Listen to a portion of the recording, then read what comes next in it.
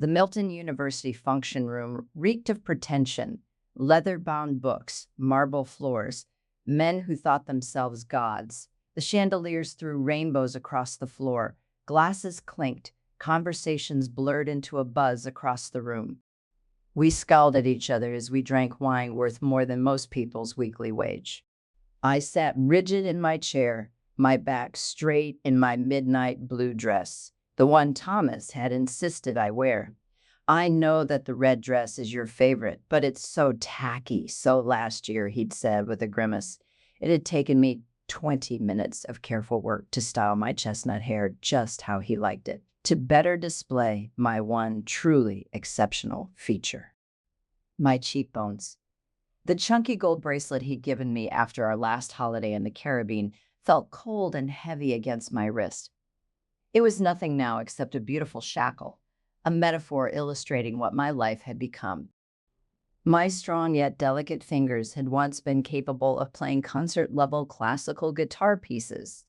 These days, the only thing they practiced was raising a glass, shaking hands with dignitaries, preening Thomas's suit, and adjusting my hair. Thomas had deemed music a frivolous distraction from supporting his serious academic career. At 52, he was 20 years my senior, something he reminded me of whenever I was behaving too childishly. Yes, there he was, Thomas Whitfield III. He stood tall and lean in his tailored charcoal suit, silver temples and square dimpled chin that lent him an air of distinguished authority. I watched him as he dissected some junior professor's research methodology with a surgical efficiency. Thomas's hands sliced through the air as he made his final point. The poor sap withered under his critique. Thomas's words had always been knives wrapped in silk, precise, cutting, fatal to any point of view that dared to challenge his own.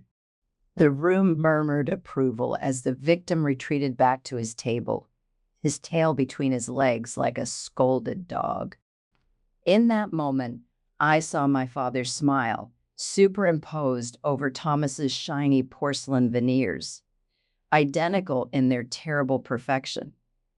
My father's well-meaning but misdirected put-downs reproduced in Thomas's critical tongue.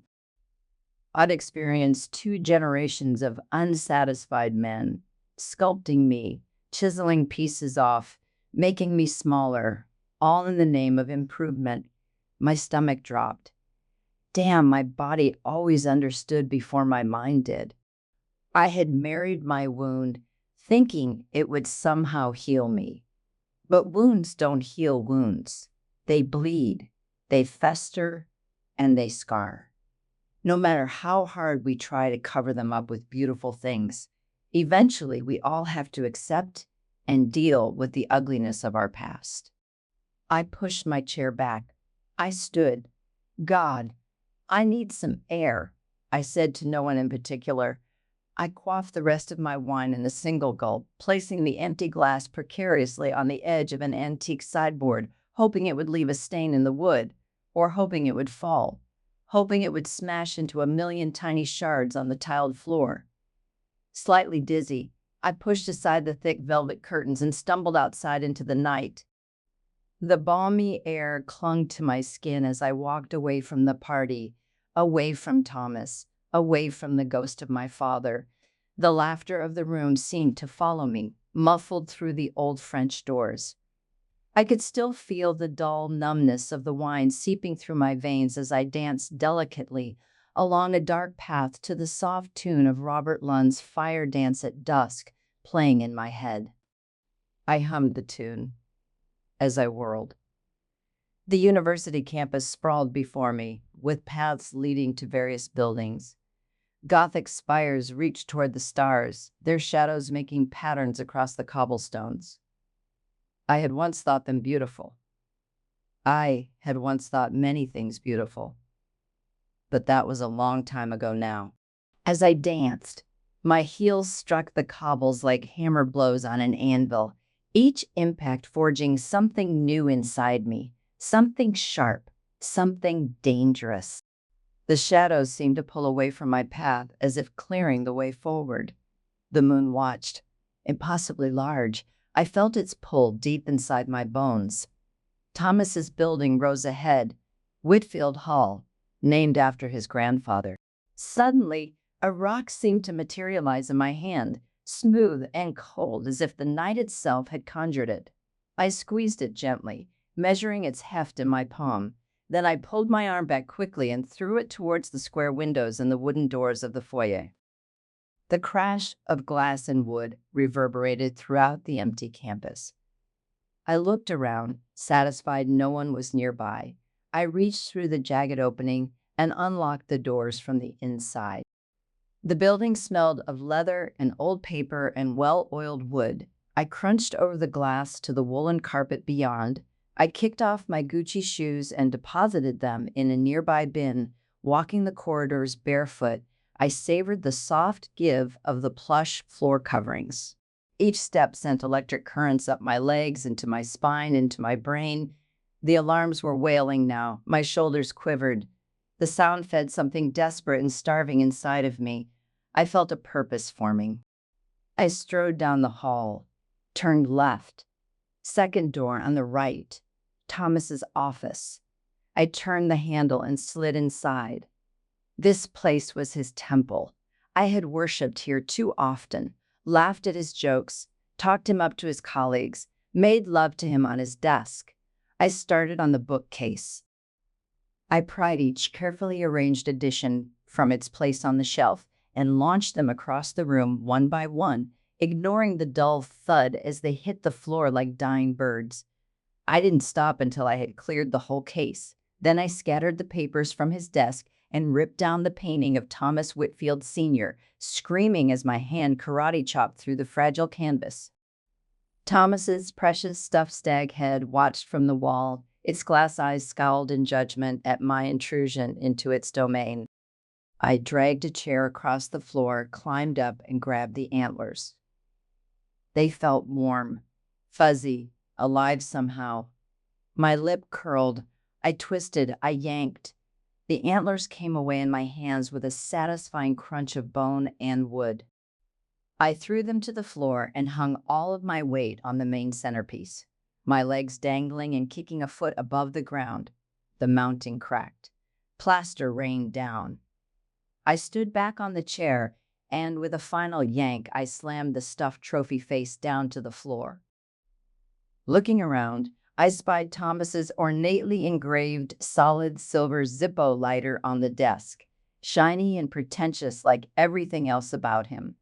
One flick of the flint and I could erase this temple of testosterone forever, this altar where I had sacrificed myself piece by withering piece. But first, I would try the locked cabinet behind his desk, the one he'd always kept secured, the one he pretended didn't exist when I asked. The key wasn't in any obvious place, but I found it taped beneath his desk drawer. My hands trembled as I turned the lock. Inside, I found the evidence of his plans, his file detailing what I can only call my systematic personality erasure. I carefully opened the manila file. First, there was a photograph of my classical guitar, its strings cut. A small white tag read Distraction 2, removed June 1995. Next, my half-finished PhD application from years ago, crossed through with black ink, along with a note, ambition successfully quashed. There was a photograph of the turquoise necklace my grandmother had given me. "That's so ugly," Thomas had exclaimed the week before it had mysteriously disappeared. There were photographs of the vibrant scarves I'd once collected from my travels. They were all labeled with dates of confiscation. A leather-bound journal documented my so-called progress. It was all carefully recorded in his neat, pointed handwriting. There were clinical observations, too, of how I'd become more stable under his guidance. There were before and after photographs sprinkled throughout like some weight loss testimony. There were also notes on my stages of improvement. The final page listed future corrections. It included eliminating contact with my sister and a rewritten childhood narrative complete with staged holiday photos. This was planned and deliberate gaslighting on a grand scale, The rage returned, but colder now. Was I Thomas's little experiment? An academic plaything to be turned into something more acceptable to high society? That was so like him, so Henry Higgins, so pathetic. The journal felt heavy in my hands. I imagined the pages screaming as I tore them out. Far down the hallway, a door slammed. I heard voices. I froze, like a robber caught in a bank vault. I held my breath, listening intently. Out of the corner of my eye, I noticed the lighter still gleaming on his desk. It beckoned alluringly. It seemed to whisper, "Take me." It was time to leave. I snatched the lighter and clambered hurriedly out of the window as the voices grew louder. For the first time in years, I felt blood moving in my veins, my thoughts stirring, wild and free. I made my way to the front gate.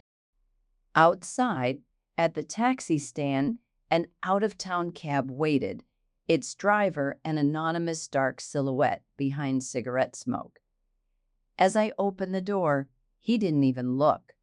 His nicotine-stained fingers tapped a rhythm on the door. I assumed he had seen too much to be surprised by a barefoot woman at midnight. "Oakwood and Linden," I said as I jumped in the back. That wasn't our address, by the way. Our house was 2 streets away, close enough to walk, far enough not to be traced. "Oakwood and Linden," he repeated. The ride passed in silence. When he stopped, I paid cash.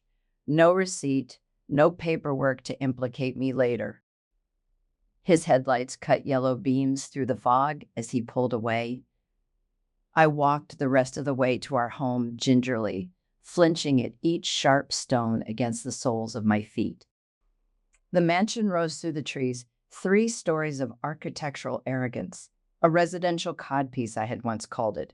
Thomas had chosen it, of course, insisted that it was the only home in the area suitable for a man of his station. I moved through the rooms like a ghost, touching things one last time. The silk curtains, the first editions, the crystal decanters, all the precious things that had been my gilded cage. In the study, I found Thomas's best cognac. I drank it straight from the bottle. It burned my throat like permission. I went to the guest room closet and pushed aside my winter coats. Behind them, my escape bag waited, a small black backpack containing my passport, birth certificate, cash, and a change of clothes. I'd packed it 6 months ago after Thomas had corrected my dinner conversation in front of his dean.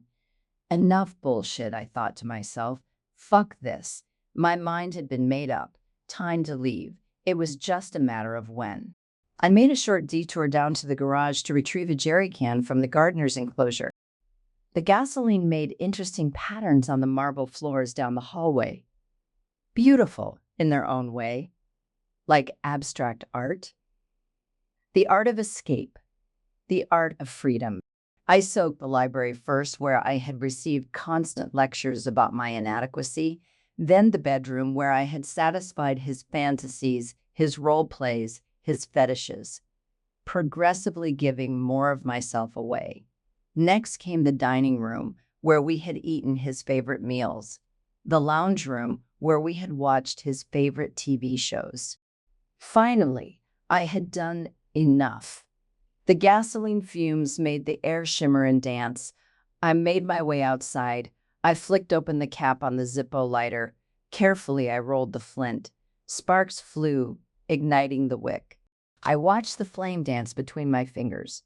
Such a small thing to birth such change. I bent down slowly and touched the flame to the trail of gasoline, and it found its purpose with a throaty whoosh. The fire spread through the house like a malevolent demon. I stepped back and watched from the garden, my escape bag slung over one shoulder. The heat caressed my face like a lover's hand. Inside, a glow slowly emerged as the inferno engulfed the internal structure. The flames rippled like dancers, their movements hypnotic and strange. An upstairs window exploded outward. Glass shards and embers rained down like shooting stars. Something stung my eyebrow. Warm blood trickled down my temple. I didn't move. I stood and stared, transfixed. But I was gone before the sirens came. I made my way out of town on a scooter I had stashed in the forest. A few days later, in a different town 100 miles away, I stopped at a small cafe. The morning papers were stacked neatly on the Formica counter. I noticed the headline in bold type, "Professor's Home Destroyed in Night Blaze. Arson Suspected in University District Fire. Wife Missing. Police Seek Witnesses. April 12, 1998. Below the headlines, there was a photo of Thomas looking stunned, his granite features finally cracking. I waited for my coffee, watching my reflection in the cafe's darkened window. A cut ran through my right eyebrow where the flying glass had caught me. It would scar. Good. The wound would be a reminder, visible each morning in the mirror. "Sophia," the barista called, sliding a cup across the counter. He was tall, with tight curly hair, full lips, and a broad smile. His white sleeves were rolled up to show his ebony forearms marked with intricate tattoos. His dark eyes lingered on mine a moment too long as our fingers brushed. I held his gaze, unashamed. "I haven't seen you here before," he said, leaning forward. I'm new in town." I replied, not quite a lie, "Just passing through, actually." "That's too bad," he said, shrugging his shoulders. He noticed the cut on my eyebrow. He didn't inquire. "Would you like cream with that?" he asked, a wry smile on his lips. He'd used that line 100 times before I could tell. I wasn't falling for it. I prefer mine black. "Thank you," I said, deadpan, glancing from his mouth to his strong chest and back to his eyes. I returned his smile, reached over, and collected my coffee. I found a table. I sat contemplating. I touched my hair, suddenly conscious of its weight. Years of growing it to please Thomas, to frame my face the way he preferred. Tomorrow, I would cut it all off. A bob, perhaps. Something severe, but on my terms this time. Sophia Rivera. My birth name felt foreign on my tongue after years of being known as Caroline Whitfield. Thomas had insisted I take his name, of course, so in return, I insisted on using my middle name, Caroline. It drove him crazy, but I refused to answer to Sophia or anything else, so that is who I became. Caroline Whitfield, another possession in his carefully curated collection.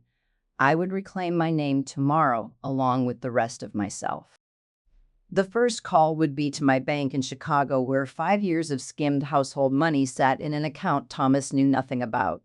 Small amounts that would never be missed from his sizable income, a few hundred here, 1,000 there.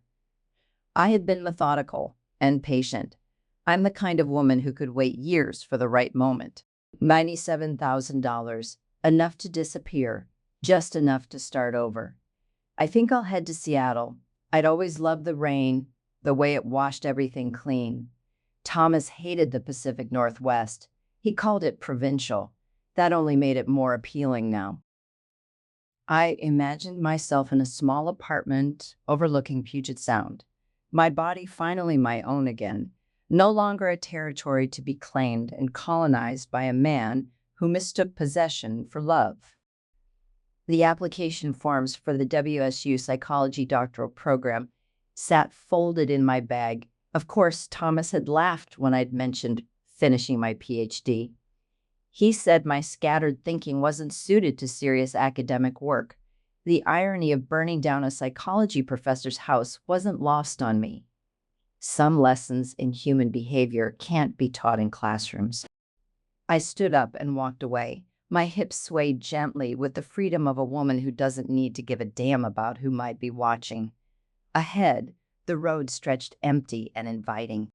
There would be consequences, of course, but for now, there was just the morning, the warm sun on my cheeks, the sound of my feet on the concrete, and the sharp taste of smoke on my tongue. The first steps toward a future entirely my own. Next stop, Seattle.